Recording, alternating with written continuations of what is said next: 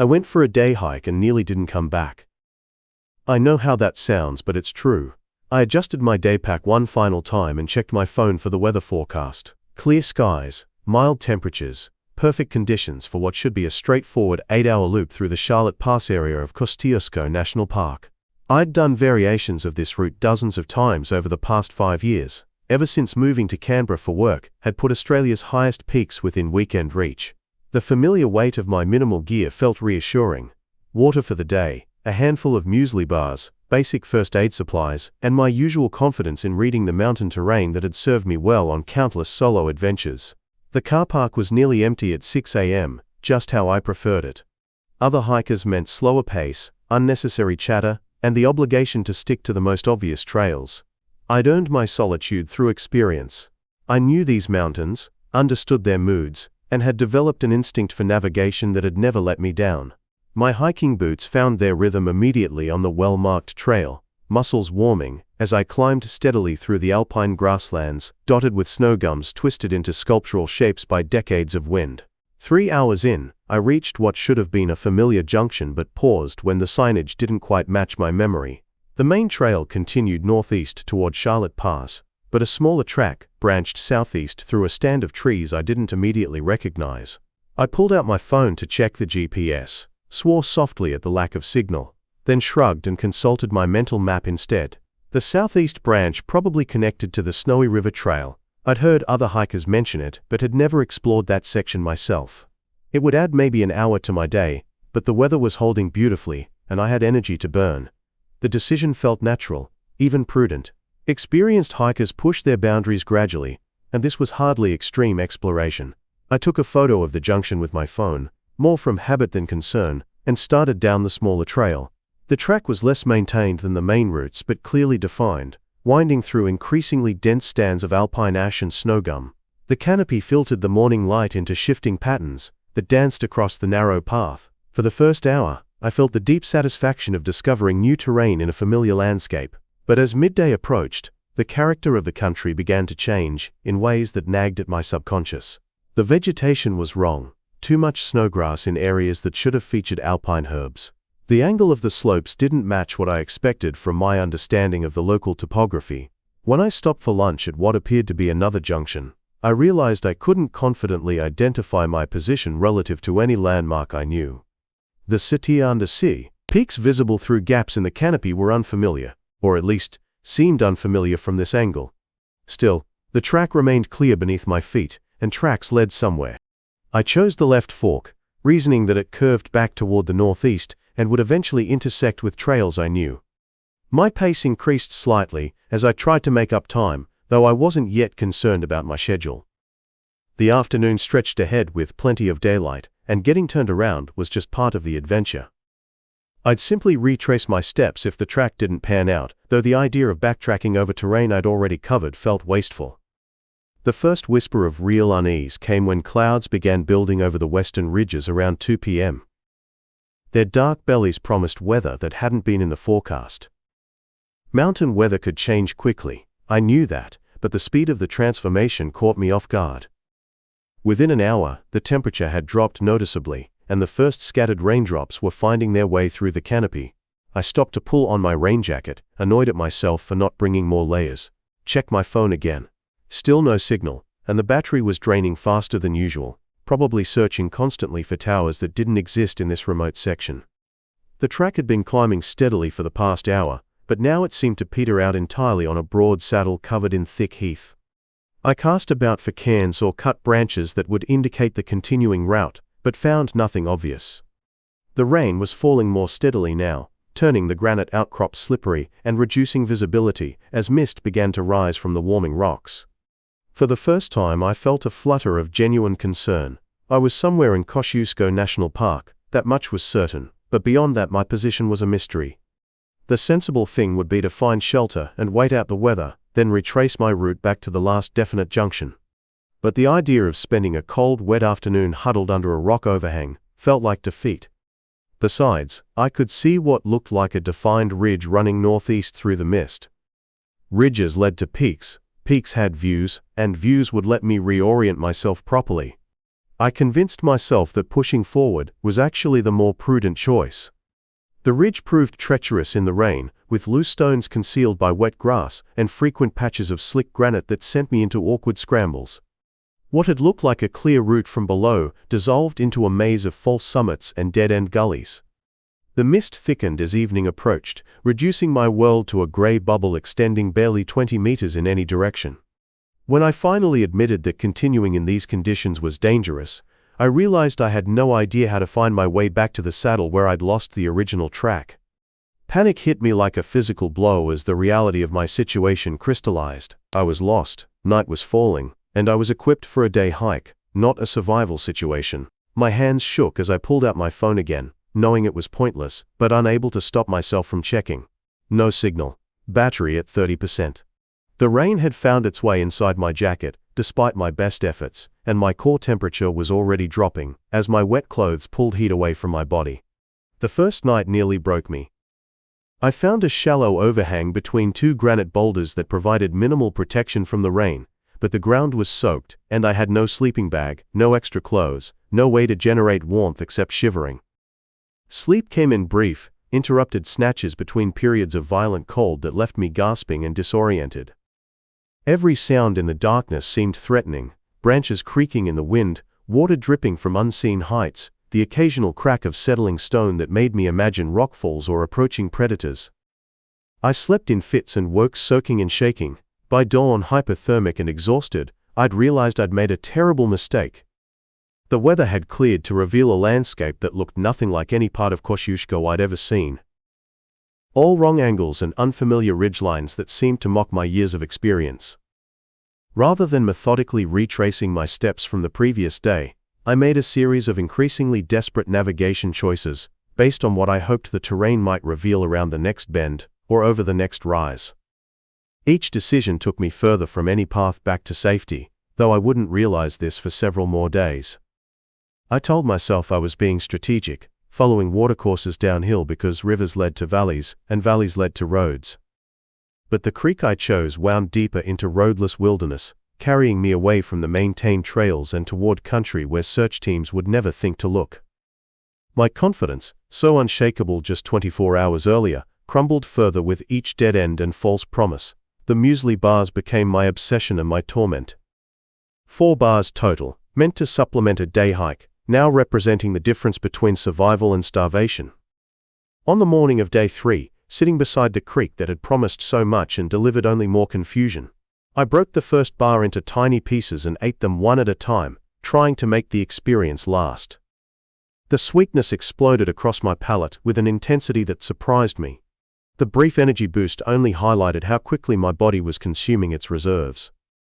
I should have known better. I didn't. My decision-making deteriorated along with my physical condition. Instead of staying put and conserving energy, I continued pushing through increasingly difficult terrain, driven by a panic that grew stronger each time I crested a ridge, only to see more empty wilderness stretching to every horizon. The creek led me into a narrow valley, hemmed in by steep walls, beautiful in its wild remoteness but utterly devoid of any sign that humans had ever passed this way. When I finally stopped to rest on what I would later recognize as the afternoon of day 3, I was dozens of kilometers from my starting point and moving steadily away from any hope of stumbling onto a marked trail. The sun set on my third night lost with a clarity that felt almost mocking. No clouds, no weather excuses, just the simple fact that I had managed to lose myself so completely in mountains I'd thought I knew. As I huddled beside the creek and listened to the water rushing past in the darkness, I began to understand that this was no longer about finding my way back to the car park. This was about staying alive long enough for someone to find me. The growing certainty that no one would even begin looking in the right place settled over me like cold water. By day 5, my body was sending me signals I could no longer ignore. The hollow ache in my stomach had evolved into sharp cramping pains that doubled me over without warning. My lips were cracked and swollen despite the creek water I'd been drinking. When I pressed my fingers into my forearm, the skin stayed dimpled for several seconds before slowly returning to normal. I had heard about dehydration before, read about it in hiking magazines, but experiencing it was entirely different. My thoughts came slowly, as if filtered through cotton. I found myself staring at simple decisions: which way to step around a fallen log, whether to drink now or wait another hour, as if they were complex mathematical equations. The creek had become everything to me, not just water, though I drank from it constantly now, cupping the clear mountain runoff in my hands and slurping it greedily, but also direction, purpose.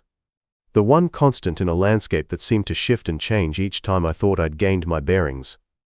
I'd stopped trying to follow it downstream after realizing it was leading me into increasingly rough country. Instead, on the morning of day 5, I'd found a spot where a large granite boulder overhung the water, creating a natural shelter, and decided this would be my base. The decision felt monumental, the first thing approaching strategy I'd managed since leaving the trail. I would stop wandering randomly through the bush and establish a permanent camp. From here, I could take short exploratory walks, always returning to the same spot, always with the creek's sound to guide me back. I arranged my few possessions, empty water bottle, the precious remaining muesli bars, my light jacket, in the lee of the boulder like I was setting up house. That afternoon, I broke down and ate an entire muesli bar at once. The second bar, carefully hoarded over 2.5 days, disappeared in 6 desperate bites. The sweetness hit my depleted system like a drug. For perhaps 20 minutes I felt almost human again. Strong enough to climb the ridge behind my shelter and survey the country beyond. Strong enough to shout for help until my voice cracked and gave out entirely. But when the sugar high faded, the crash left me weaker than before, shaking and nauseous, curled up against the boulder while the late afternoon shadows lengthened around me. 2 bars left. The arithmetic was simple and terrifying. The nights were the worst part. During the day, I could at least maintain the fiction that I was doing something productive, exploring potential routes or improving my shelter, or gathering information about my surroundings. But darkness stripped away all pretense. There was nothing to do but lie against the cold stone and listen to my stomach growl, while my mind ran through increasingly desperate scenarios. Maybe search teams were out there but searching in the wrong areas. Maybe no one had even noticed I was missing yet. Maybe my car would sit in that trailhead parking lot for weeks before anyone thought to check it. On day 6, the weather turned. Not the dramatic storm that had started this whole ordeal, but something more insidious. A steady, fine rain that seemed to penetrate everything. My light hiking jacket, designed for sudden afternoon showers during day walks, proved utterly inadequate for prolonged exposure. Within hours, I was soaked through. The granite shelter that had seemed so promising became a trap that channeled cold water directly onto my back and shoulders. I tried to stay positive, tried to remember survival advice from magazines and documentaries. Rain meant water, and water was good. Rain would fill streams and make them easier to follow. But mostly rain just made me miserable. My boots squelched with every step. My socks disintegrated into sodden lumps that rubbed blisters onto my heels and toes. The wet somehow made me hungrier too, as if my body was burning extra calories, just trying to maintain its core temperature. Day 7 brought a brief respite from the rain, but introduced a new torment, the sound of aircraft. Twice that day, I heard the distant drone of small planes or helicopters. Both times I scrambled up the ridge behind my camp, waving my arms and shouting until my throat was raw. The first aircraft passed so far to the east that I never actually saw it. The second, a small plane, appeared as a tiny speck moving slowly across the valley mouth. I screamed myself hoarse trying to attract its attention. But I was just one more insignificant dot in thousands of acres of eucalyptus forest. The plane disappeared over the southern ridgeline without deviation. The psychological impact of those aircraft sightings was devastating. They proved that people were looking for me, that search teams were active. But they also demonstrated just how vast my prison was. From the air I realized, this country would look like an endless carpet of green treetops, broken only by occasional clearings and rocky outcrops. A lone hiker could hide in that landscape for months without anyone spotting him from above. I ate my third muesli bar on the Ausfehlen evening of day 7, breaking it into quarters and spacing them throughout the afternoon, trying to make the experience last, but rationing couldn't change the fundamental mathematics. 1 bar left, and no idea how many more days stretched ahead of me. Day 8 marked the beginning of what I would later think of as the breaking period. My physical deterioration accelerated as my body began consuming muscle mass for fuel. My jeans, already loose after a week without proper meals, hung on my hips like borrowed clothes. More concerning was the mental fog that seemed to thicken each day. Simple tasks, collecting water, arranging my bedding, even just standing up, required conscious effort and planning. I found myself starting to do something, then forgetting what it was mid-action. Left standing beside the creek with an empty bottle in my hands and no memory of why I'd picked it up. The loneliness was perhaps worse than the hunger. I'd always been comfortable with solitude, had chosen to hike alone precisely because I enjoyed my own company and the meditative quality of solo walking.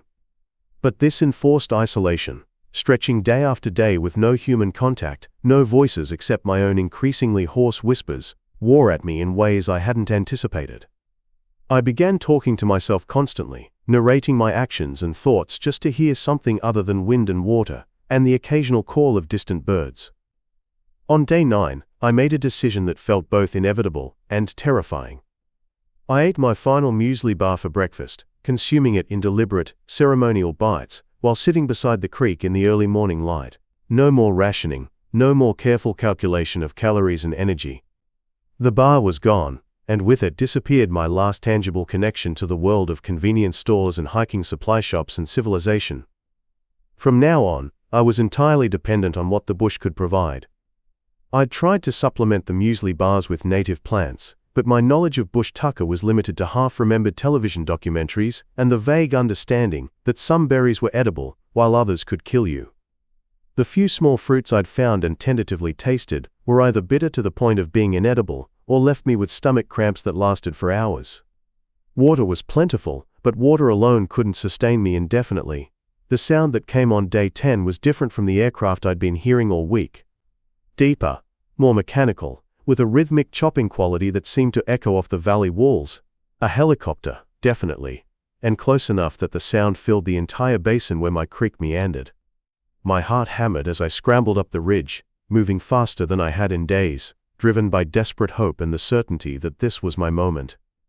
I could see it clearly this time, a red and white helicopter moving slowly across the valley, perhaps a kilometer away but definitely within range if I could just attract the pilot's attention. I waved my jacket above my head, screaming with what was left of my voice, jumping up and down on the rocky outcrop despite the shooting pain in my blistered feet. The helicopter continued its methodical pattern, searching, obviously searching. For several long minutes it seemed to be moving in my direction. Then it turned away, following the main valley toward the east. The sound faded gradually until I was left in silence again, standing on the ridge with my jacket clutched in trembling hands. But helicopters meant search teams, meant people were definitely looking for me, meant I just had to stay alive long enough for them to expand their search area to include my remote valley. I climbed down from the ridge with something approaching optimism, the first positive emotion I'd felt in days. Tomorrow the helicopters would return, maybe with a different search pattern. Tomorrow I'd be ready for them, maybe with a signal fire or a more visible position. Tomorrow my ordeal might finally end. But tomorrow the helicopters didn't return. Day 11 brought nothing but the familiar sounds of wind and water and my own increasingly labored breathing. The brief surge of hope from the previous day made its absence even more crushing. I found myself straining to hear aircraft engines in every gust of wind, interpreting the calls of distant birds as possible human voices, climbing the ridge above my camp every few hours to scan empty skies. It was sometime during that long, quiet afternoon that something fundamental shifted in my thinking. Maybe it was the cumulative effect of hunger and exhaustion, or maybe it was a kind of clarity that came from finally accepting my situation. But I stopped trying to figure out how to get rescued and started focusing purely on how to stay alive. The distinction felt important, even liberating. Instead of wasting energy on desperate climbs to high ground and futile attempts to signal aircraft that weren't there, I could concentrate on the immediate business of survival. I explored the area around my creek camp more systematically, looking not for escape routes but for resources. A stand of wattle trees whose bark might be edible. A rock pool where small fish occasionally gathered. Places where the morning dew collected most heavily on broad leaves, potentially supplementing my water supply. I wasn't trying to find my way out anymore. I was trying to find ways to make this wild place sustain me for however long it took someone else to find me. The shift in perspective came with a strange kind of peace. For the first time since leaving the trail 11 days earlier, I felt like I was making rational decisions based on clear thinking rather than panic-driven reactions. I might die out here. The possibility was too obvious to ignore, but I would die trying to live rather than die trying to escape. The sound reached me first as a distant thrumming that might have been my imagination, another phantom aircraft conjured by desperate hope. But as I lifted my head from where I lay beside the creek on the morning of day 12, the rhythmic beating grew stronger, more distinct. Helicopters. Plural. The search was intensifying. I scrambled up the slope toward my lookout ridge, legs shaking with sudden adrenaline after the enforced conservation of energy from the previous day. The sound was definitely real this time, growing louder as I climbed. By the time I reached the rocky outcrop that gave me the best view of the surrounding valleys, I could see them, 2 helicopters working in a coordinated pattern, one following the main ridge line, while another traced the course of what looked like a larger creek system in the distance. I waved frantically, shouting myself hoarse despite knowing they couldn't possibly hear me. I pulled off my bright blue jacket and whipped it overhead in broad arcs, then tried to use it to catch and reflect the morning sunlight toward the aircraft. But even as I signaled with desperate intensity, I could see the problem. The forest canopy around my position was too thick, the gaps between branches too small and scattered. From above, my clearing beside the creek would be invisible, just another patch of green in an endless expanse of bushland. The helicopters maintained their search pattern for what felt like hours but was probably less than one. I moved between different vantage points around my camp, trying to find anywhere with better visibility to the sky. But the terrain that had sheltered me from the worst weather now worked against any chance of being spotted from the air. At one point, one of the helicopters passed almost directly overhead, close enough that I could see the rescue service markings on its underside. I screamed and waved and jumped, pouring every ounce of energy into making myself visible. But the aircraft continued without deviation, its crew scanning terrain they could actually see. When the sound of rotors finally faded into the distance, I collapsed on the ridge in a mixture of exhaustion and frustration so intense it felt like grief. They'd been so close. People were looking for me, resources were being deployed, search patterns were being flown. And I was invisible beneath the canopy that had become both sanctuary and prison. The rest of day 12 passed in a strange suspended state between hope and despair. The helicopters returned twice more, following different routes. Each time I repeated my futile signaling attempts. I tried building a signal fire, but the wood was still too damp from recent rain, producing only sullen smoke that barely rose above the treetops before being dispersed by wind. I considered trying to create some kind of clearing by breaking branches, but lacked the tools and energy for anything that would make a meaningful difference to my visibility from above. As afternoon stretched toward evening, a new sound joined the distant helicopter searches, voices calling across the valleys, too far away and distorted by echoes to make out words, but unmistakably human. Ground search teams. My heart hammered as I realized the search effort had expanded beyond aircraft reconnaissance. People were out there on foot, systematically working through the terrain where the helicopters couldn't provide clear visibility. I tried calling back, but my voice was too weak and hoarse to carry far in the thin mountain air. Instead, I began making as much noise as possible, banging rocks together, breaking branches, anything that might create sounds distinct from the natural environment. But the voices remained distant, moving along what were probably established trails and fire roads, rather than penetrating deep into the pathless country where I'd become trapped. Night fell with the sounds of search activity still echoing faintly across the landscape, but growing more distant as teams presumably returned to base camps and staging areas. I spent the dark hours in a state of heightened alertness, listening for any sign of continued searching, but heard only the familiar sounds of water and wind and nocturnal birds. The morning of day 13 began like all the others.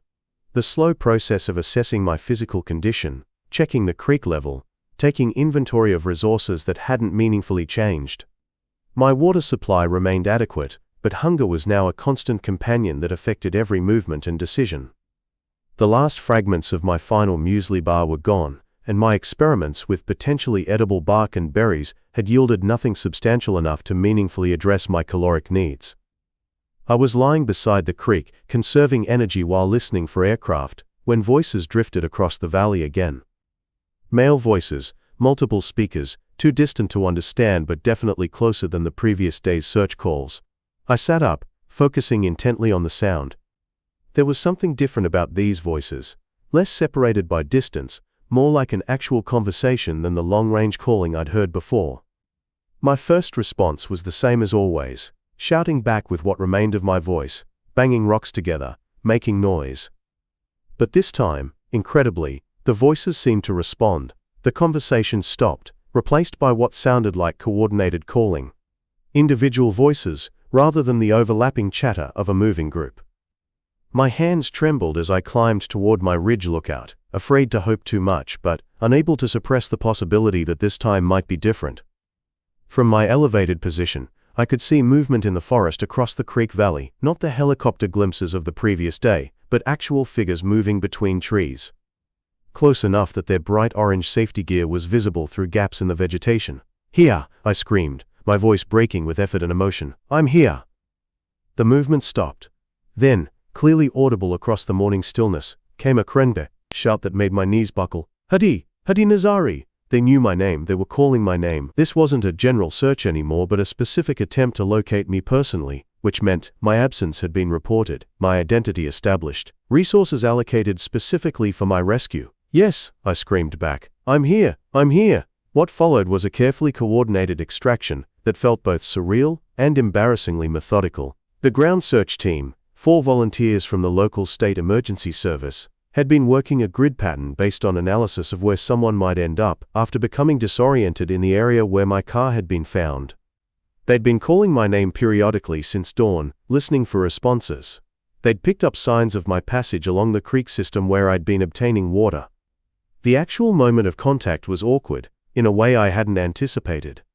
The rescuers were professional and reassuring, but their questions immediately highlighted the gap between my internal experience of survival and struggle and the external reality of what appeared to be poor decision-making. How had I become separated from the marked trail? Why had I continued moving rather than staying in one location? What supplies had I started with? My answers felt inadequate even to myself. Yes, I'd taken a wrong turn. No, I hadn't informed anyone of my specific route. Yes, I'd kept moving for several days instead of staying put. Each admission underscored how a series of small, seemingly reasonable decisions had combined into a situation that required significant public resources to resolve. The physical rescue was straightforward. I could still walk, though slowly, and with assistance on steep terrain. But the psychological impact was complex. Relief at being found was mixed with embarrassment at needing to be found. Gratitude for the search effort, combined with awareness of its cost. Joy at survival shadowed by recognition of how close I'd come to a very different outcome. The team leader, a man named Chris who'd been running search and rescue operations in the area for over a decade, was matter-of-fact about both the rescue and my condition. Dehydrated but not critically, malnourished but mobile, hypothermic but responsive. A successful outcome by the standards of mountain rescue. But Chris's brief comments as we made our way toward the evacuation point made clear how easily it could have gone differently. "Another few days and the weather forecast isn't great," he mentioned as we paused for me to rest during the walkout. "You picked a good spot by that creek, but this time of year hypothermia is usually the bigger risk than dehydration." The evacuation helicopter, the same type of aircraft that had passed overhead the previous day, landed in a clearing about 2 hours' walk from my creek camp. The flight to the regional hospital took 15 minutes, covering terrain that represented nearly 2 weeks of confused wandering and desperate survival. From the air, the landscape looked both beautiful and indifferent. The kind of country that attracted hikers for its remoteness and challenged them with that same remoteness when things went wrong. Hospital admission was another study in contrasts. The medical assessment was thorough but revealed nothing dramatically wrong. Weight loss, dehydration, exhaustion, minor cuts and scrapes, but no life-threatening conditions. I found myself in the peculiar position of being treated for an ordeal that felt monumentally significant to me, but registered as relatively routine to the medical staff, who dealt with similar cases regularly. The psychological evaluation was more complicated. The hospital's social worker, a woman named Margaret who specialized in trauma response, spent considerable time helping me process what she described as a survival experience with elements of acute stress response. The terminology felt clinical, but her questions probed the emotional reality behind the medical assessment. How did it feel to realize you were lost? What was the lowest point, psychologically? How did you maintain hope during the middle days? What strategies did you develop for managing fear and despair? My answers surprised me with their complexity. The experience hadn't been uniformly terrible. There had been moments of clarity, even peace, particularly after I'd stopped trying to escape and focused on survival. The natural environment had been both threat and sustainer, providing water and shelter, while also creating the conditions for my predicament. My relationship with the landscape had evolved from confident familiarity to hostile fear to eventual acceptance and adaptation. But underneath the analytical processing was a simpler, more fundamental realization. I had been much closer to dying than I'd understood while it was happening. The combination of caloric depletion, exposure risk and seasonal weather patterns meant my survival margin had been narrower than my day-to-day experience had suggested. The difference between my internal narrative of managing a difficult situation and the external reality of a potentially fatal emergency was sobering. The media attention was brief but intense, focusing primarily on the search and rescue operation and the cost of multi-day helicopter deployments. I found myself portrayed alternately as an unlucky hiker who'd suffered a common mishap and as a reckless outdoorsman whose poor preparation had endangered rescue personnel. Both characterizations felt incomplete, missing the complex reality of how quickly familiar terrain could become threatening and how survival involved as much psychological adaptation as physical endurance. Recovery involved not just regaining the weight and strength lost during 13 days of minimal nutrition, but processing the gap between my pre-hike confidence and post-rescue awareness of vulnerability. The mountains I'd hiked regularly for years now seemed different, not necessarily more dangerous, but deserving of different kinds of respect and preparation. The line between reasonable risk and reckless exposure was finer than I'd previously understood, and more dependent on circumstances beyond individual control. 6 months after my rescue, I found myself standing at the same trailhead where my ordeal had begun, but this time I wasn't preparing to hike. I was meeting with a group from the local bushwalking club, experienced hikers who'd asked me to share my story as part of their winter safety workshop. The irony wasn't lost on me. The man who'd gotten spectacularly lost was now being asked to teach others about staying found.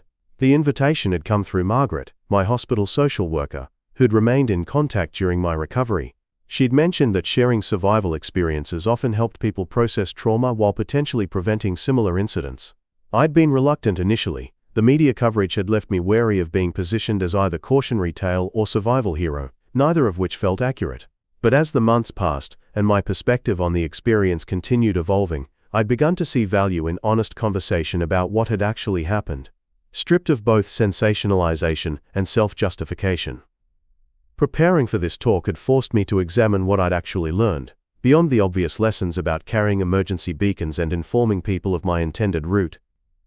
Those practical changes were important, but relatively straightforward. The deeper shifts were more complex and had taken months to fully recognize. The confidence that had carried me into Kosciuszko that morning had been built on years of successful hikes, dozens of occasions when my experience and fitness had been sufficient to handle whatever the mountains presented. This track record had created an internal narrative where being experienced meant being safe, where familiarity with the environment translated to predictability of outcomes. The experience of becoming lost had revealed the gap between these assumptions and reality, not just about my own fallibility, but about the fundamental relationship between human planning and environmental variability. Weather systems didn't respect hiking experience. Terrain features looked different under stress and changing conditions. Trail markers could be obscured by seasonal growth or weather damage. The margin for error was smaller than my previous successful hikes had suggested. Not because I'd been lucky before, but because those earlier hikes hadn't tested the limits of my preparation and decision-making under pressure.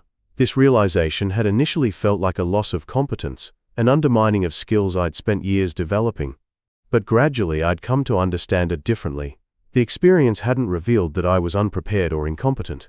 It had revealed that preparation and competence existed within systems larger and more variable than individual control. Respect for country, a concept I'd heard Aboriginal guides mention but never fully internalized, began to make sense as something more sophisticated than simple caution.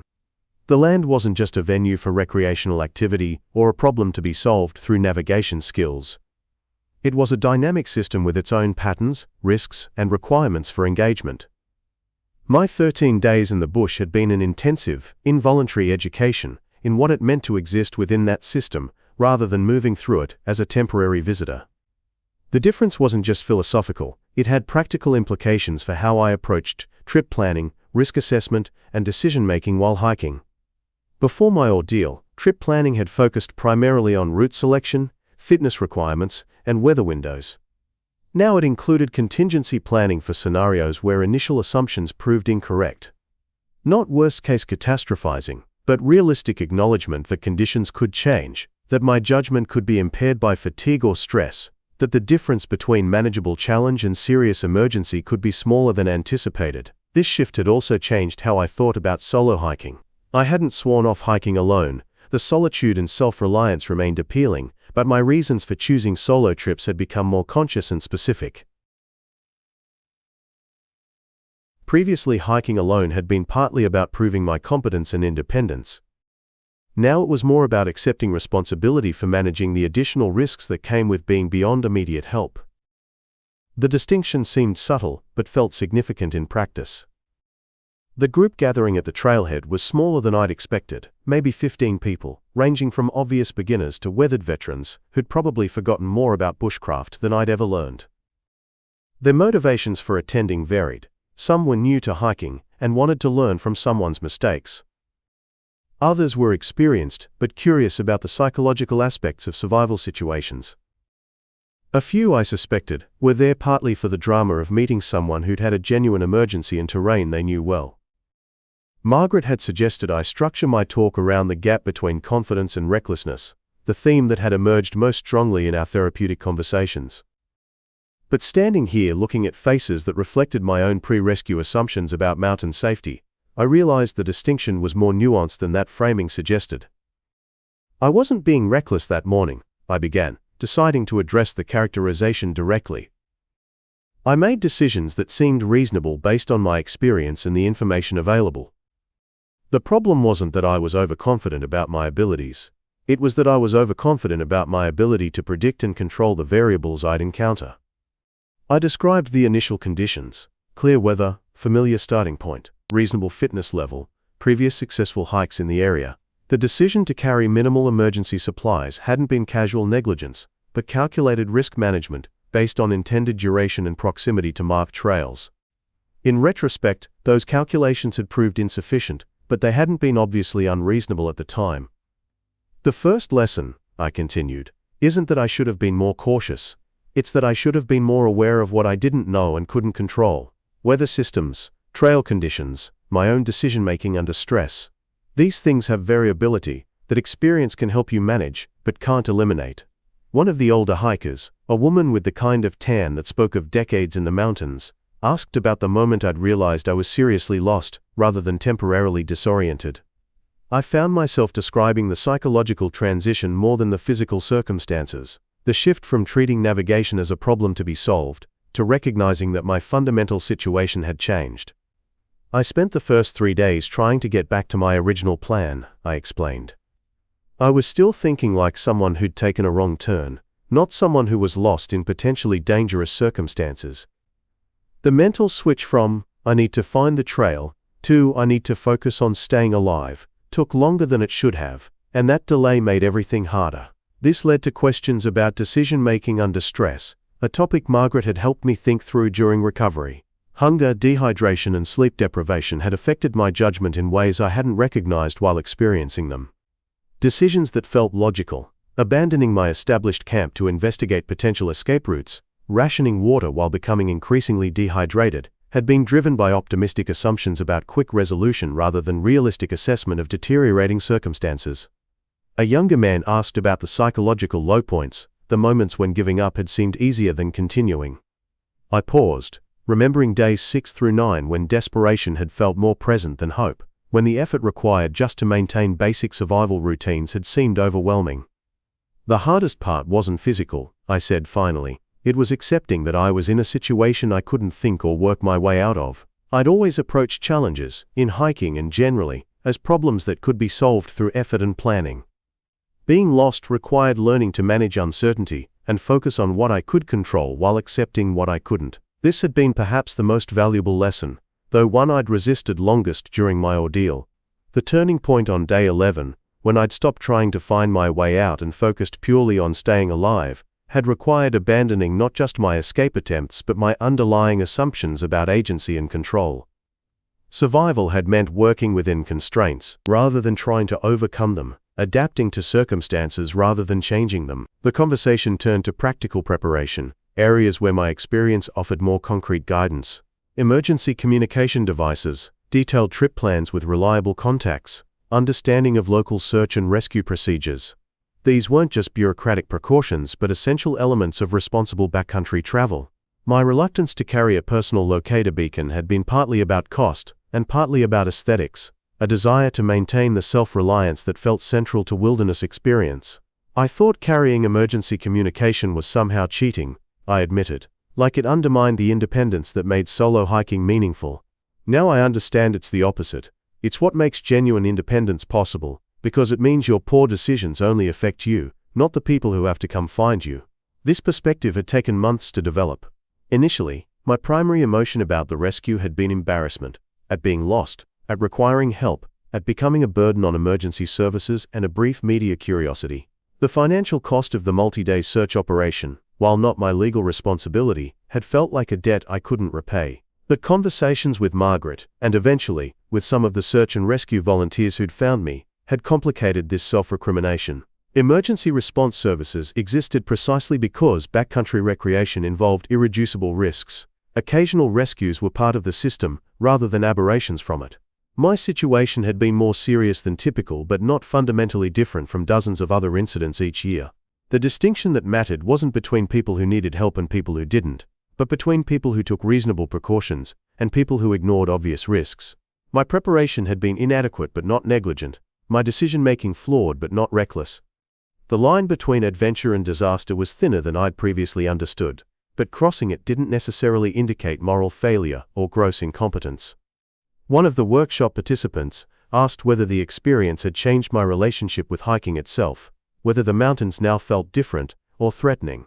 I considered the question, thinking about the hikes I'd taken since my recovery, shorter initially, then gradually longer, always with substantially more preparation than my previous standard.